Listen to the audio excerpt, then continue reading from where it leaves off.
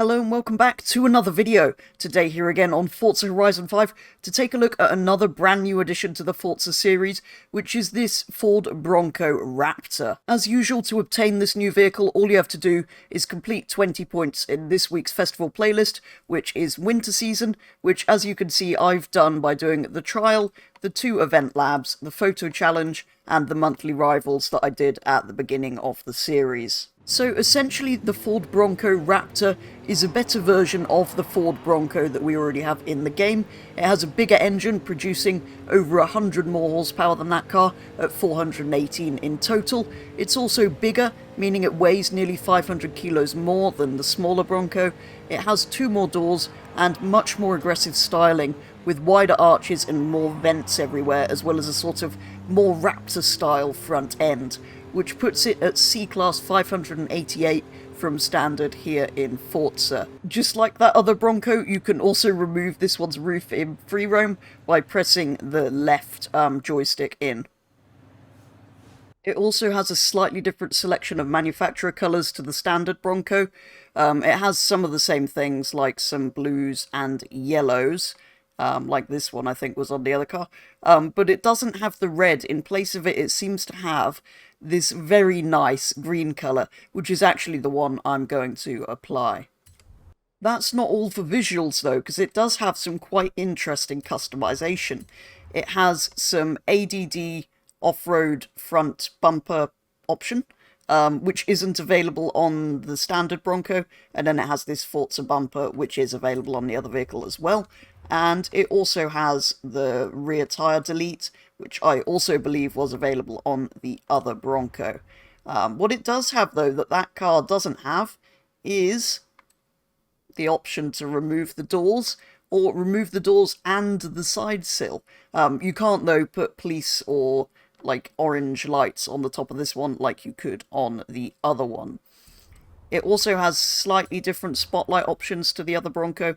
It has these little circly ones, a roof one, or the combination of both. It also has a couple of engine swaps, most of them being V8s, and a V6 twin turbo. I believe these are exactly the same as the other Bronco as well, and you can of course rear-wheel drive convert it if you want to completely ruin it. Except for that though, it's all pretty standard options, although you can't increase the tyre profile size, which you could on the other Bronco, and, well, there's not really many options here for changing compounds or anything like that. So I then backed out of the upgrade shop, applied an A-Class cross-country tune from Golden Railgun, as I couldn't really think of much else that this Bronco Raptor would be good at. I then got rid of the lovely green in exchange for a rather nice race livery for added speed, and loaded into some A-Class cross-country open sessions, even though I usually hate racing in cross-country. Same as last week, there wasn't really many people in these open sessions, only 4 to start with. It is kind of sad how dead this game feels in races so soon after motorsport is out. But anyway, that might have something to do with the time of day I'm racing and stuff. I probably shouldn't be surprised, but this first race was entirely full of the new Bronco Raptors, which was quite interesting. So it's essentially a one-make series, except we all upgraded them differently, of course. I could tell they weren't the same tune, because several of them didn't have the doors. This first race at the Oasis Cross Country went okay, and I ended up in 2nd place, but it wasn't a terribly interesting race overall.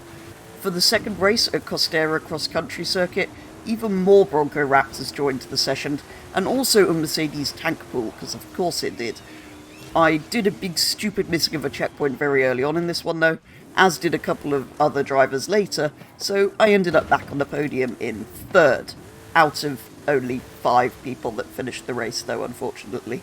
Smokey Nagata left, or maybe he was caught speeding and thrown out, who knows. Anyway, I had joined mid-session for that one, so that race brought an end to that adventure, so it was time to move on to a new one, with the first race being at Ekbalam, which is one of the few cross-country routes that I actually really like in this game. I also managed to land on a bone shaker, which is always good news, and then proceeded to have an excellent battle with one of the other Bronco Raptors for the rest of that race. Well, I say battle, I sort of followed him round very closely trying to chase him down, but never actually managed to get past. All in all, though, a good start to the second adventure, although this version of the route that's used in open still has a tree in the middle of it, which I'm sure should have been removed by now, so that wasn't ideal. The second race was at the urban cross-country circuit, where I promptly missed a checkpoint stupidly very early on, much like I did in the second race of that other adventure, and after this I had a very dull race at the back of the field, and eventually finished last. So I thought for the final race it could only be uphill from here. Unfortunately though, the last round was the El Descenso cross-country, so it was in fact a downhill route. The other Bronco Raptor died spectacularly though, giving me one free position very early on. From there on I was slowly losing ground to the Mercedes X-Class up ahead, that eventually won the race. The Bronco Raptor didn't keep up too badly though, especially given how fast the X-Class can be in cross-country. And that was that for the races. It seemed like the Bronco wasn't too bad at all, although these were at most half-filled lobbies, and most of the competition were also in Bronco Raptors, so it wasn't really a great comparison. There was an X-Class, which this could almost keep up with, and a Bone Shaker, which it did manage to beat, both of which are known to be very, very quick in that category. But anyway, given how few people were racing, that doesn't really mean too much, and I don't really enjoy cross-country anyway. So I then removed the tune and instead just added the visual mods like the door removal, the spotlights, and the front bumper. And of course reverted the colour back to that green. So yeah, it's kind of a cool addition to the game, but it is of course quite similar to the Bronco we already have, and a load of other Ford trucks too. So it's not really a necessary addition to the game. It is, though, more interesting than the standard one, and has better customization than that vehicle, apart from the lack of tyre options, and comes in this great manufacturer colour.